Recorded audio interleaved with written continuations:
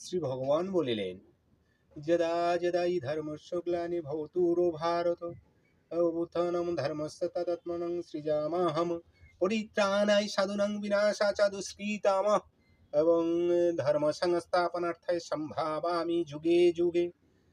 বলছি আমি অবতীর্ণ হই এবং আমি যুগে যুগে অবতীর্ণ হই। কখন? না যখন ধর্মের অধঃপতন হয় এবং অধর্মের উত্থান হয়, তখনই আমি নিজেকে নিজের মায়া বলে সৃষ্টি করিয়া থাকি এবং আমার মায়ার আমাকে আবদ্ধ করিতে পারে না, কিন্তু মায়াকেই আমি আবদ্ধ করিয়া রাখি। তাই আমি হচ্ছে মায়ায়, আমি হচ্ছে কাল এবং আমি হচ্ছে সর্বসর্বা।